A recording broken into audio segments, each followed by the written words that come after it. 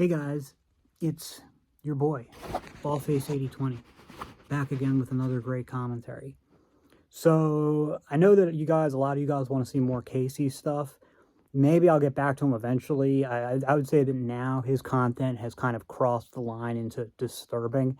So besides, even if I wasn't just bored of him, which I am, I don't really know that I want to get back in the office anytime soon. But Dbdr, I know that I made a video like a few months ago about him, but really, other than my last Dbdr video before that, I hadn't been keeping up with him.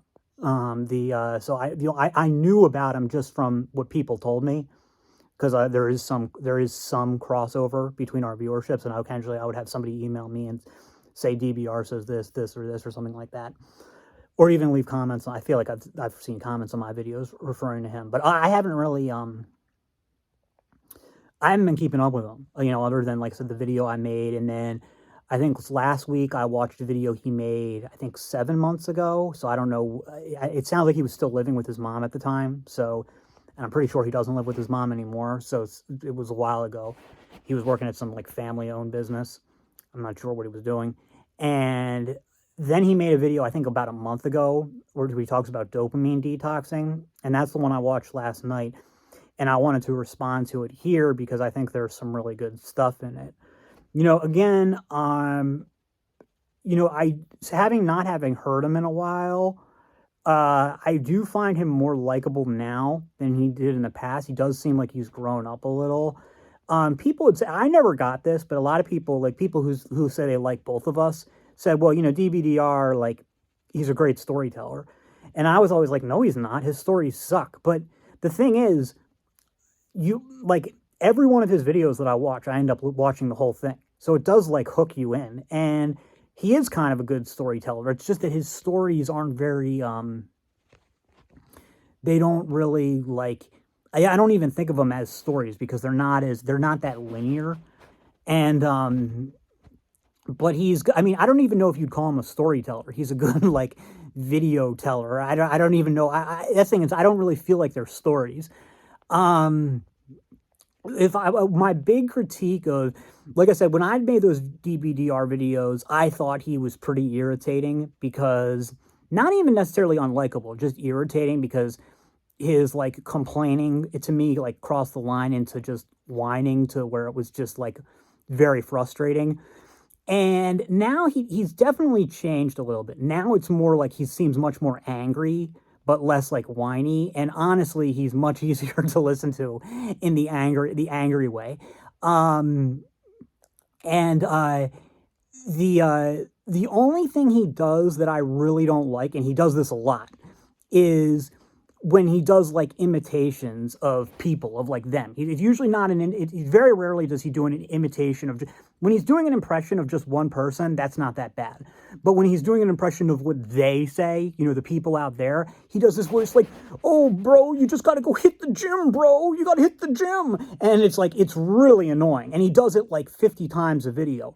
But, other than that, I think it's good content. I think it's good content. And I think he gets a lot of good stuff out there, and especially you have to keep, like, he's really young, so his viewers I think are even younger than he is, most of them. I mean, I imagine the typical Dbdr video being viewer, and maybe I'm wrong about this, but I just imagine them being 13, 14 years old, autistic black pillar. And a lot of guys in that age range, I think that they could actually, on one hand, I wouldn't want them listening to Dbdr because I don't want them to, like, rope. But on the other hand, I do think there's good stuff in there for them. Like, because there's a lot of stuff that he seems to have figured out earlier than I figured it out. And I do think if you actually watch his videos, you will really see growth. You do see growth there and increased understanding. And the thing to remember, that I've mentioned this before because it's easy to forget, is just how young this guy is. I think he's only 22, maybe he's 23 now, and he's already come pretty far. So, like, imagine what he's going to be like when he's 40. He's going to be like way ahead of the pack. And I mean, he's already way ahead of most people his age. And he doesn't know it yet, but he is. And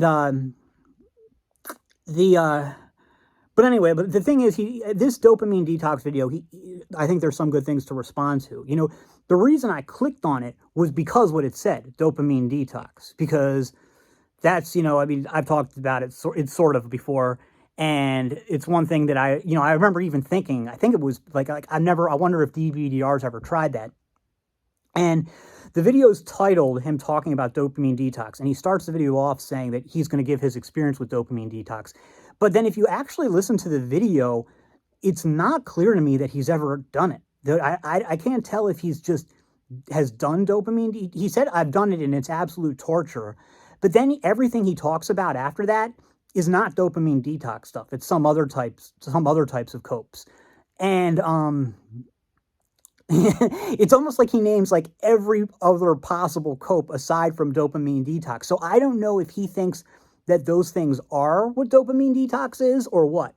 And I'm not sure, because I've done that, like where I've tried to do a video and I've ended up talking about something else, and then I realized at the end, like, oh wait, I didn't actually talk about the thing I was supposed to. So I don't know if he just hasn't done dopamine detox, or if he doesn't know what dopamine detox is, or anything like that. So I'll just respond to it as best as I can. I'll tell you what, he may or may not know what dopamine detox is, but he definitely doesn't know what gaslighting is. And he's not the only one to make this mistake. Okay, if the person who's gaslighting you believes what they're saying, it's not gaslighting. Okay? Gaslighting is when they're saying something they full well and know is not true. It's obviously untrue, and they're basically saying you're delusional for not believing it. And so with the people who are gaslighting, Dbdr, they're doing part of it. They're doing the thing, he's a loser or whatever for not believing or not doing things the way they do. But the difference is they actually believe that shit. So it's not really gaslighting. I know that may seem like I'm kind of splitting hairs, but it is like a pretty important part of what gaslighting is. So then, okay. So I did take some notes here, and you know how Dbdr it's kind of scattered stuff. So I'm trying to keep track as best as I can. So the video, he starts off saying it's going to be about dopamine detox. He says it's torture, and then he goes into a whole bunch of things that aren't dopamine detox. So I'm going to talk about those things. And then the first thing he talks about is the whole, like, you should be working out, bro. And he says that, look, he's tried working out, he's tried it all, and that for working out, there's just no payoff. He gives this story about how, like, there was this time where he was working out consistently, making it to the gym regularly. His body felt really worn down. He was tired all the time. And he says that one time he goes and he looks in the mirror, and for a second there, he sees, like, wow, I actually look pretty good. And he says that, he felt good about himself. And I don't know if that's the only time in his life he's ever felt good about himself, but he did. And I've had similar experiences. And but he said that for him, it was immediately followed by a feeling of dread, which is unusual. I don't know if he meant that literally or what. But I think what happened afterwards is more important, is that he put on weight after high school because he said, like, eating bad food and stuff. Plus, your metabolism changes. I had the same thing happen to me. Although for me, the weight gain didn't come until my mid to late 20s. But he puts on weight after high school. He gets really fat. His family and stuff are giving him shit about that. So he puts in a lot of effort to eat right, lose a bunch of weight, go to the gym. And he's also, people had also been, so people had been mocking him about his weight, about him being scrawny and weak and shit like that. And that after he loses the weight and puts on muscle, he still doesn't get any validation from these people. In fact, he may have felt good about himself looking in the mirror for that second. And he mentions then feeling dread. And I'm wondering if the dread came because he knew what was going to happen afterwards. Like, then he knew that there wasn't going to be validation from other people, and he knew that he was going to continue to get shit on by other people, friends, other colleagues, and his family. And he mentions that his own family continued to give him shit after he lost all the weight. saying like, oh, you know, your face is still chubby, shit like that. And there's a lot of things going on with that. The first thing I would say is there's a very good chance that the reason they were saying that your face was still chubby and shit was because they were jealous that you had, you know, improved yourself. I'm not a self-improvement guy, okay? I'm not saying, like, you know, I'm not trying to be a cope guy here. I'm not saying that I would, you know, generally advise to stay away from that stuff. We can talk a little bit more about it later. But the thing is, that is a very common reaction. Like, you know, people, misery loves company. People don't like to see other people improving themselves, okay? Like, even I have that instinct where, like, you know, if somebody's in a shitty situation, I kind of don't want to, I mean, unless they're still below me, I don't want to see them improve. But like, that's an instinct, and I suppress it. Because I know that it's just an instinct. I don't act on it, you know. So because like another part of me obviously is also going to be happy for them and, you know, want to encourage them. So I feel guilty, suppress the bad instinct. I know that like it's not really me. It's just some bad instinct that I didn't ask for. Push that away and then try to overcome it. But from what we've known about Dbdr's family, other than his mom, who's just really irritating, his family's basically a bunch of, you know, unrepentant pieces of shit. And this is now we're only hearing one side of the story, but I think it's probably true. So I think that's probably what's most likely here, is that his family was just, his family members who had been making fun of him were just kind of jealous that he had kind of moved out of this. And it's not even necessarily that they were worried he was above them, but just of like the comforting thing of like everybody being in their place. And like sometimes people just don't, like, even it's subconscious a lot of the times. They don't like people who are stepping out of what they think their place is. And, you know, if you want an example of this, and I've talked about this before, I don't think they do it anymore, but they used to have these, you know, junk 90s TV shows during the day, and my cheap-ass parents didn't buy cable, so I saw a lot of them when I was home sick from school. Shows like Jerry Springer, Jesse Raphael, Jenny Jones. Excuse me, sorry. And they would have these episodes where we're like, you think you're a 10? Well, baby, think again. And that would be like like, it wasn't just one episode. They would have a lot of episodes like that. And you'd have people come on and be like, yeah, I'm gorgeous. I'm such a great looking. I'm awesome and stuff. And they'd come out and the audience would be like, boo! And like, you know, trying to bring them down. And, you know, the audience was right. These people were like, were gross, were mediocre to gross. But like, what do you care? Like, why do you want them to bring down? It's like, because people just kind of want everybody to remain in their place subconsciously. Sometimes it's a crabs in a bucket thing. Sometimes it's just how people think, you know, it's not a good thing, but it's just as Dbdr says, it is what it is. So that would be the first thing. So he actually even said in the video, he said it hurt so much. It's like, well, you know, I'm sorry that it hurt, but I don't think you need to hurt. I actually think you got maybe not the way you wanted, but I actually think you got the validation you were seeking. Like they said that because they said that because you won. You know, they saw you improving and they don't like it. You know, it made them feel worse about themselves, so you won. You got the validation you wanted. And then as for the particular criticism, what he'd said, that they say, oh, your face is still chubby. It's like, yeah, and this is something that it isn't really appreciated. I think Dbdr understands this, but it's kind of like, you know, getting in shape doesn't mean you're going to look good. The only thing getting in shape means is that you're going to look like you're in shape. Maybe. You might not even do that.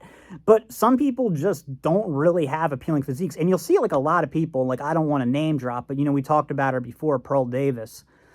She'll never see this video, and she has tons of people saying way worse shit than me. But there's like people talk like, oh, I actually don't think she's ugly. I think she's very average looking. But she is really tall, but then not every guy's got a problem with that. A lot of guys are even into the height thing. But, you know, her body just sucks. And it's not just a matter of being too fat, because she's really not that fat. And if she did lose like 40 pounds, she might look a little better. She might look a little healthier, but she'd still look bad. because that's just how her body is. That's her genetics. And that kind of shit does happen. And you have to be any type of, yes, diet and exercise can improve your appearance to some extent. And we've talked about this before. How much really depends on the person. There's a very good chance, though, that even underneath the fat, your physique sucks.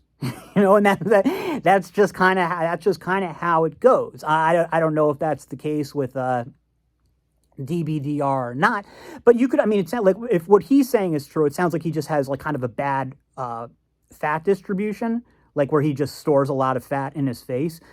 There's nothing you can do about that. That's just. I mean, you can get plastic surgery if you want, and maybe you'd look better if you just got extra fat deposits in your face. But that's just how it goes.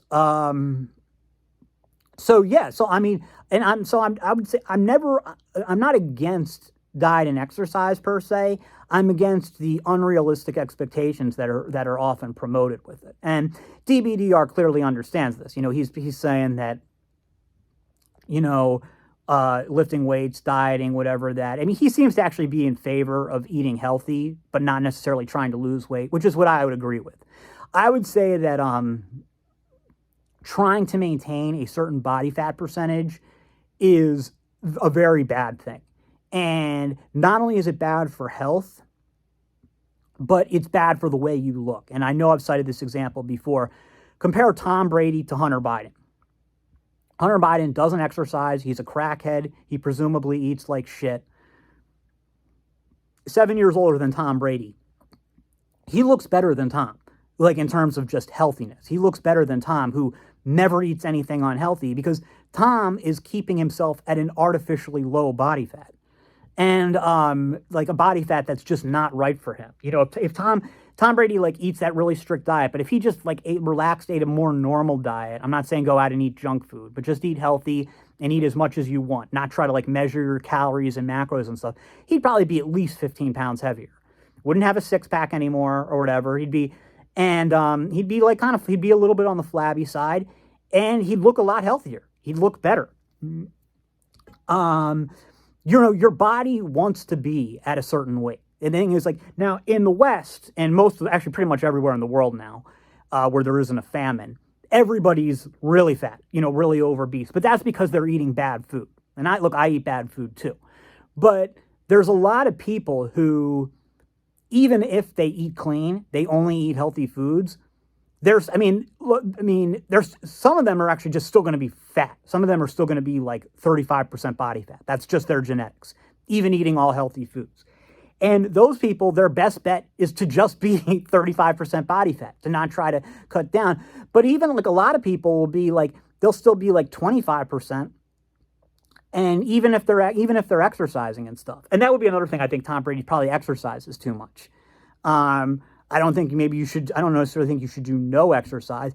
Dbdr, and later in the video, it says that, like, I really think that, you shouldn't do weightlifting. You should just eat healthy and do light exercise. And yeah, that's what the human body is designed to do. The human body is not designed for heavy exercise. I mean, maybe like occasionally in a survival situation, but look at like people who live a kind of natural life, or even like, historically people knew this, like you had kings and scribes and stuff, people who didn't have to work using their bodies.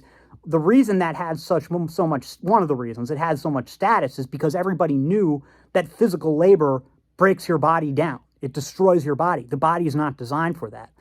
And now you've got people, but at least those people were getting paid to do it. Like now you've got people going and destroying their body for vanity reasons. And I'm not even saying you can't do resistance training or weightlifting or anything like that, but I'm saying, like, keep it in perspective.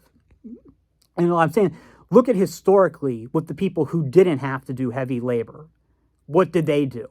And what they did was they ate a fairly healthy, by our standards, a healthy diet. Compared to other people back then, probably a little less healthy because they had more meat than those people did, and they had more like sweets, which were like honey and stuff like that. Although way less than pretty much anybody except health fanatics eats today. And then they did light exercise. They walked, they rode horses and stuff like that. But they weren't like, doing hours in the gym or anything. And, or doing like regular heavy labor. That's just seen as stuff that would, physically break you down. And so, no, I think that, you don't need, and Dbdr talks about this in the most, like, what's the practical reason? Like, your health is one thing, but adding 30 pounds of muscle is not improving your health. It's making you less healthy. Now, if that muscle is helping you burn fat, then okay. I mean, the thing is, like Tom Brady, if he gains that 15 pounds, like, it's healthier for him, obviously, if that 15 pounds is muscle or mostly muscle or even partially muscle than it being all fat. So there can be health benefits to it, and you certainly don't want to lose muscle. And that would be like one thing that I would really, where weightlifting or resistance training does become a health thing, is later in life when you're in danger of losing muscle. Maybe then it starts to have real health benefits. But no, I don't think. I think you just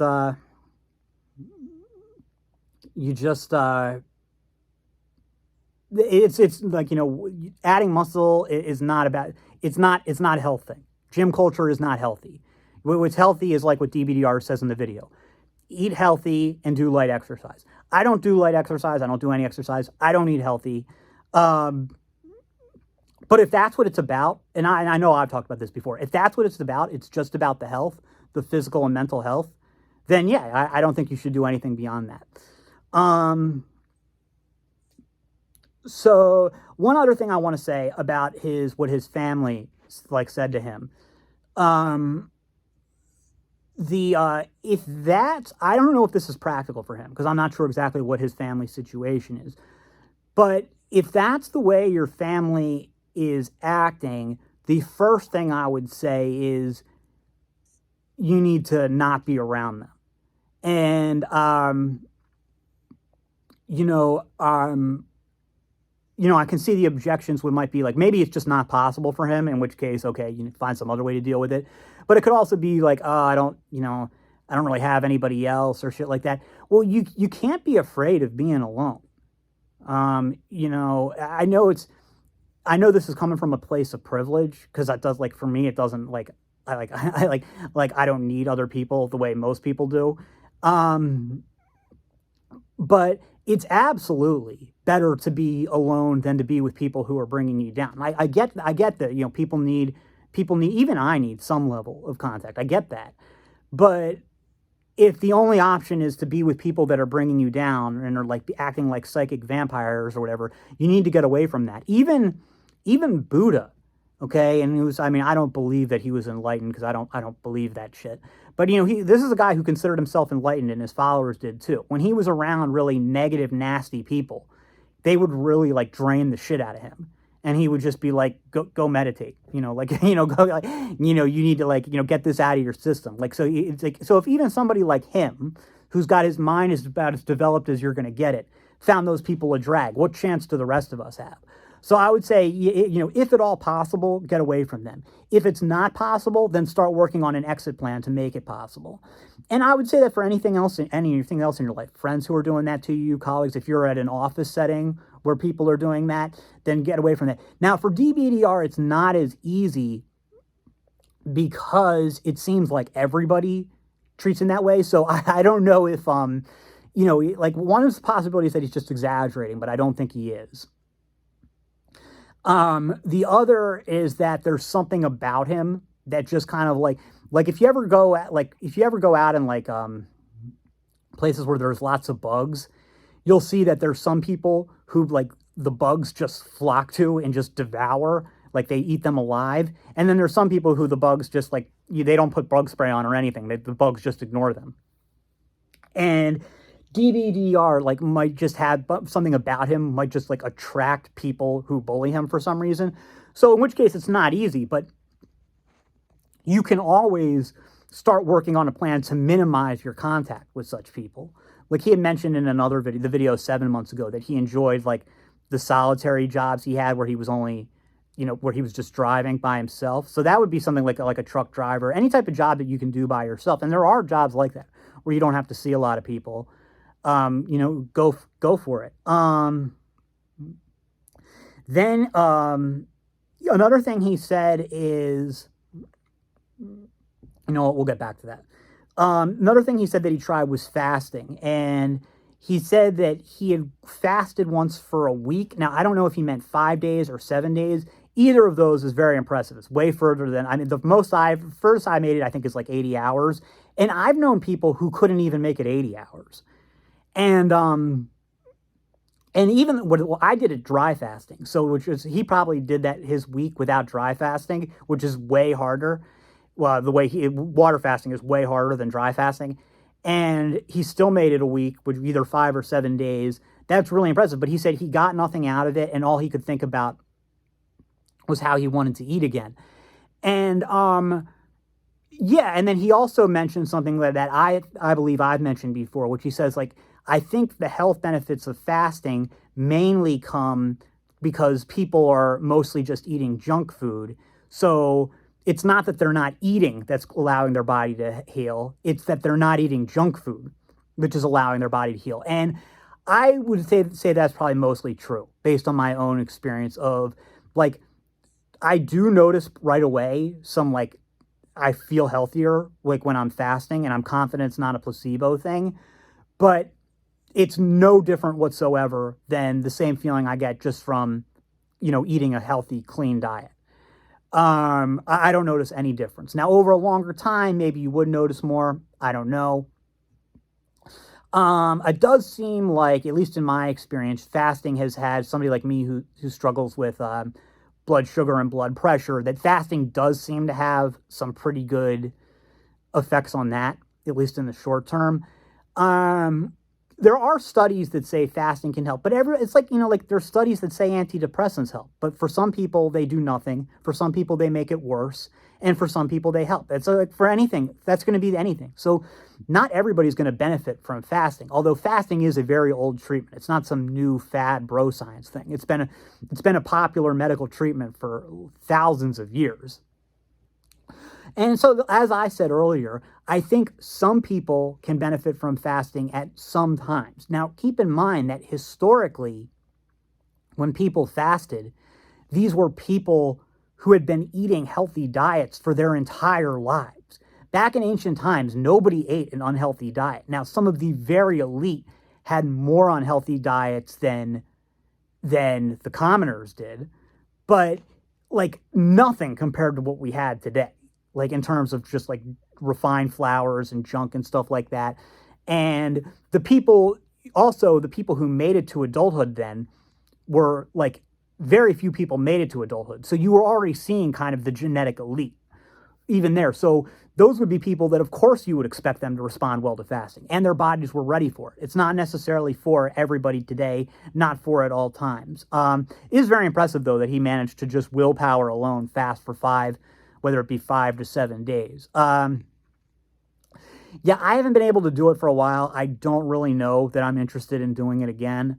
The only reason that I could ever see myself fasting again is just to help do a gut reset. I would probably go on a healthy diet for a week, eating lots of prebiotic and probiotic foods. And then for like the last 24 hours before the fast, I would eat nothing but prebiotic and probiotic foods. And then like really high dosage. And then I would, start the fast. And I would not do a dry fast again. It just, like, I know that there are supposedly health benefits to it. I believe it, but my body just says, no, don't do it. Like, I don't like the way it feels, even though it's easier to do it.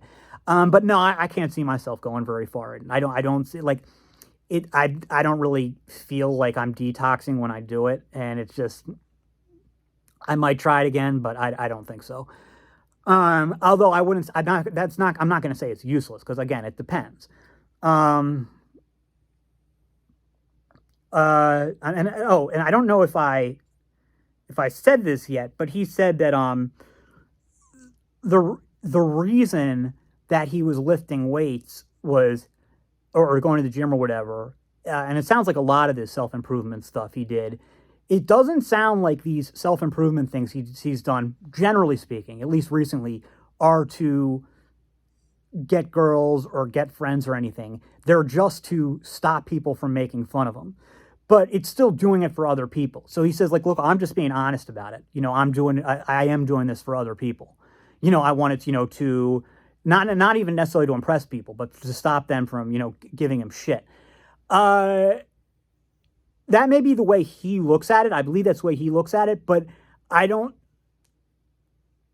think that's how most people who go to the gym feel. Because I lifted weights for most of my life, from like the age of 12 or 13 till I was like in my early 30s, maybe even my mid 30s, is when I, finally stopped lifting weights. So that's like 25 years, almost 25 years of general. Now, not all the time. There were times where I was sick. I couldn't do it for whatever reason.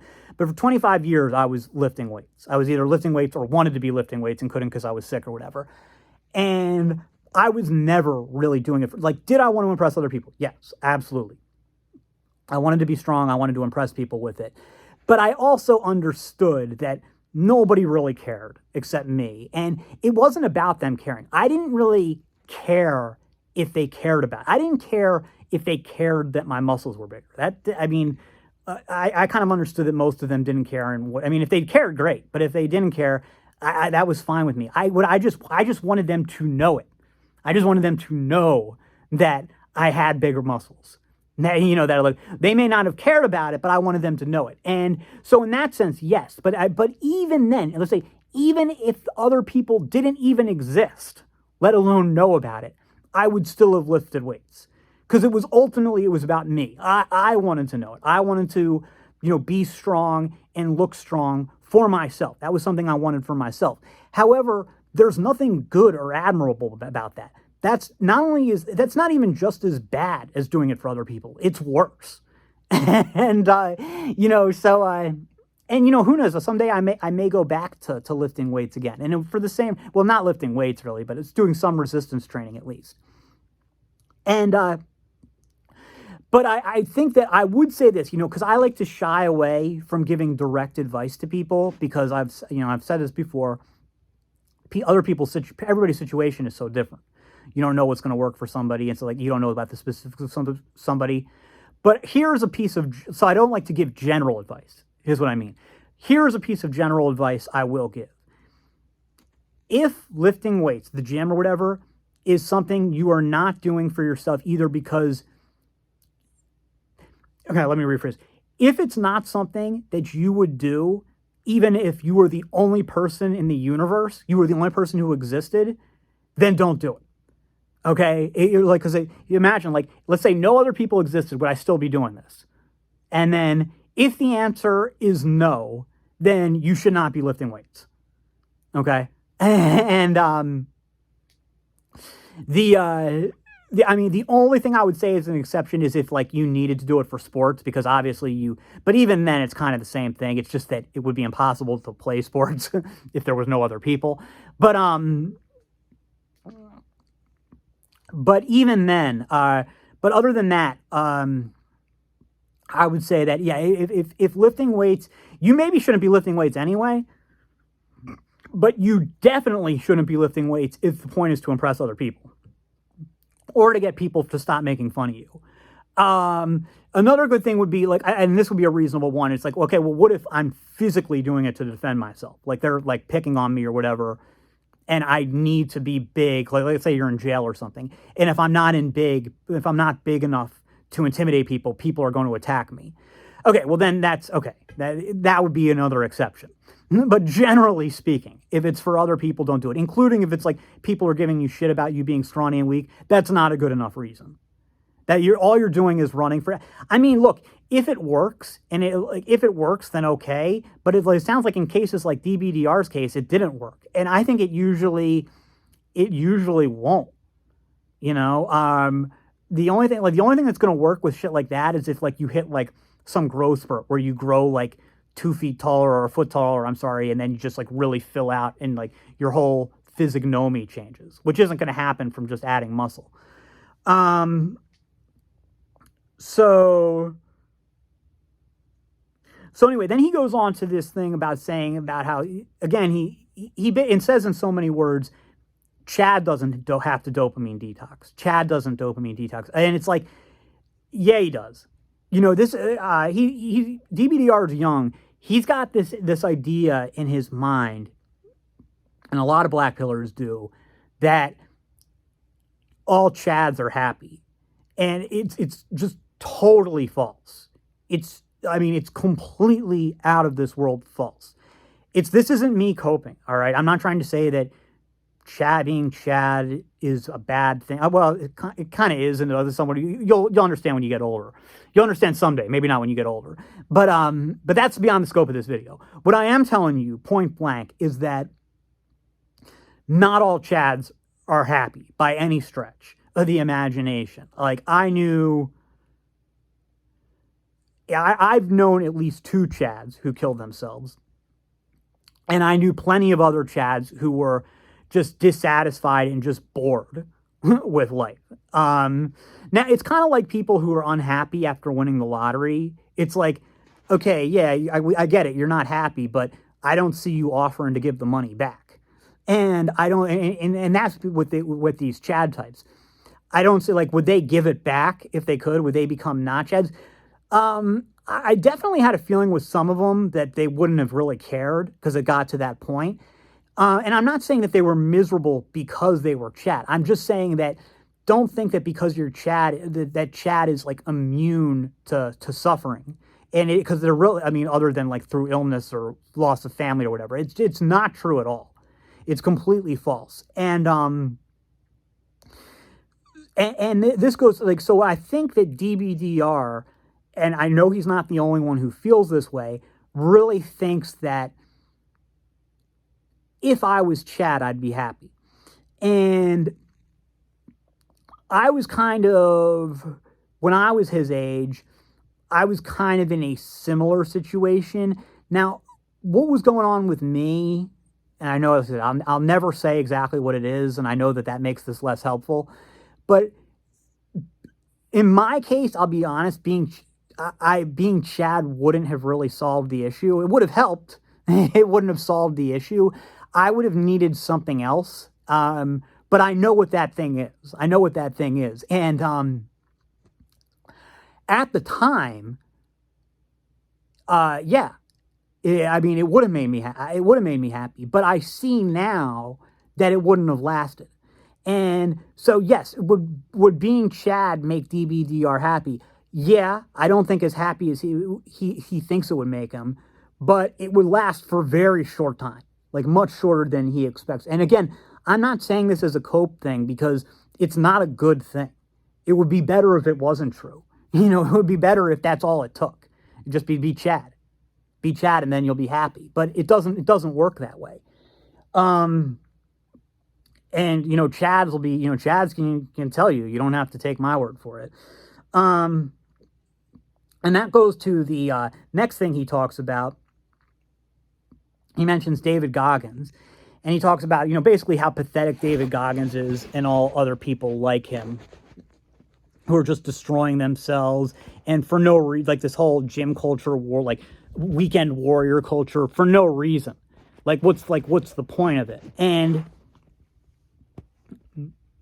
he's wrong and he's right.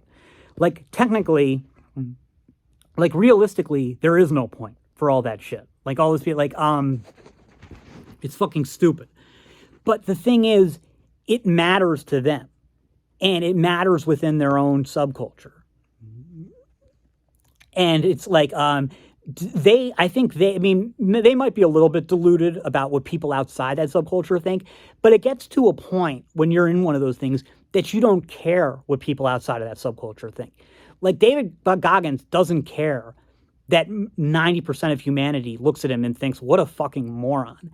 He only cares about the people in his little subculture thing who are like, yes, that's a warrior. That's who I want to be like. Everybody else might as well not even exist to David Goggins and people like him. So he's found meaning in that thing. And yeah, it's meaning in something that's totally retarded, but that's why he does it.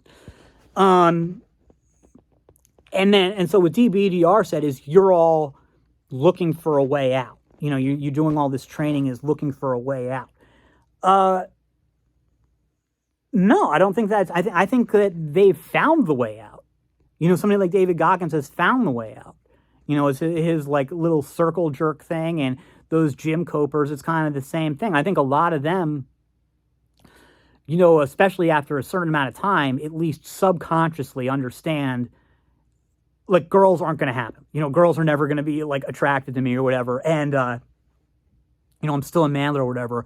But it gets to a point where it's not about that. There's this thing I saw once about some kind of bird. And like this species of bird, the way it gets a mate is it builds its really nice nest. That's how it attracts female birds. But what'll happen is sometimes the bird will become so obsessed with building the nest that he'll lose interest in the female bird. And all he wants to do is work on the nest. And that's what happens. A lot of these guys who probably go into weightlifting because they think it's going to make them Chad or alpha or whatever, maybe it starts that way, but then it becomes an obsession in and of itself. And look, maybe that's not healthy, but it is a real phenomenon. And, you know, that's kind of what, you can call it a cope, but that's kind of all life is just copes. And so, no, I don't think it's looking for a way out. I think the one who's looking for a way out is Dbdr, and that's when we get back to the dopamine detox. Like I said, he said he's going to do dopamine detox, but then he doesn't really talk about it in this video, other than to say, he said, I guess I've kind of done it back when I was working, so I don't know if he's not working now or if he just didn't finish the sentence when he was working somewhere else. And I guess I kind of did it when I was doing no fats. Like, well, okay, lifting weights, fasting, that's no fat. That's not dopamine detox, okay? Lifting weights especially has nothing to do with it. Fasting, not really. And no fap, okay, you're getting closer, but that's not the whole thing. Dopamine detox is like, I guess people can use it a lot of different ways, but it's probably not a helpful way to think about it, because that dopamine detox is some internet, YouTube, bro science,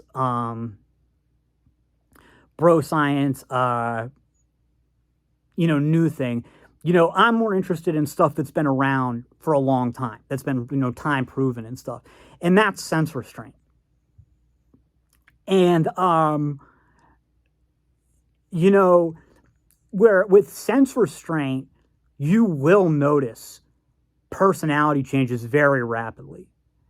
If you're really doing it. And you'll like in the first day, you'll notice it. And sense restraint, I've talked about it before. It's just that the whole point of sense restraint is the idea that just like, you know, the natural state of objects is in motion. That's, you know, first law of physics, I think. Or I don't know if it's the first law. It's one of the laws of physics. The natural state of the mind is at rest. At rest and at peace. Most people, their minds aren't at rest. They're not at peace. And that's because they're constantly being stimulated, even when you don't realize you're doing it. You know, think about it. How much in life are you ever just there doing nothing? You're always either working, and then when there's nothing to do, what do? You turn on the TV, you look at your phone, you go on the computer, shit like that. Well, a dopamine detox would be that, at least to start, you can go into various degrees of it, but at least to start, those times where you go on the computer, you turn on the TV, you look at your phone, instead of doing those things, you don't do anything. You know, you don't replace it with anything. You just sit there and stare straight ahead. You can like look around and stuff. You can go for walks. You can even do stuff like do the laundry. It depends how strict you want to be with it. Like eventually you get to a point, like if you're on a monastery or something, if you're like a monk getting trained, they won't even let you do that. They won't even let you like, you know, do the laundry. They'll say like, you know, no, you're in training. You have to just sit here. You don't have to meditate. In fact, you're not allowed to meditate because that would be a distraction. But you have to just sit there. You need to get to the point where you can just sit still, do nothing, and be perfectly happy. Because most people, if you're just sitting still doing nothing, you're not going to be happy because what you're going to feel is boredom. And boredom is for us, an unpleasant sensation. But boredom actually isn't really unpleasant. It's neutral. So there shouldn't be anything wrong with it. You should be able to just sit there and be fine. And so sense restraint would just be that, just letting the mind rest. Now, obviously, if you're living a life, you can't do that like you would at a monastery. You're gonna have chores you're gonna have to do. You're gonna have to work to make money. You're gonna have to talk to some people, and that's not really such a big deal. That should still leave you hours every day, like 8-9 hours every day. Maybe not, even if it's not 8 or 9 hours, even just 4 or 5 hours is like. Dbdr says it's torture, and I don't know if this is what he's talking about, because it is torture. Of all the things I've done, fasting, lifting weights, cardio, eating healthy, shit like that, that's the hardest I've ever done, is the, I don't call it dopamine detox, you can call it that if you want, but sense restraint.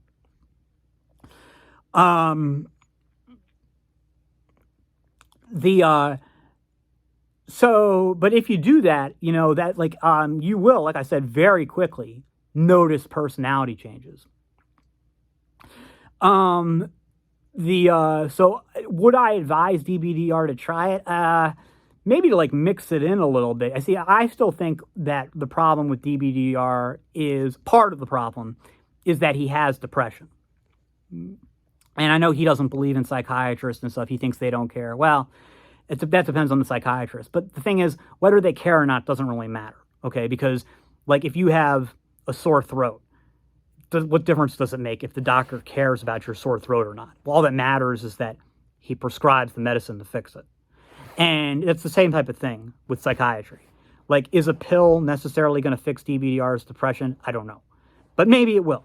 I would generally say err on the side of not doing it. I know he's got something wrong with him psychologically, because he mentions his inability to drink caffeine, which is the same thing I have. So my guess is he does have clinical depression. I don't know that he necessarily needs to be on a medication. And I do know that psychiatrists have the tendency to overprescribe. So I don't, think there's anything wrong with him being cautious. So somebody like him might benefit from trying sense restraint. Again, I'm not there, so I don't want to say anything about it, whether he should one way or the other.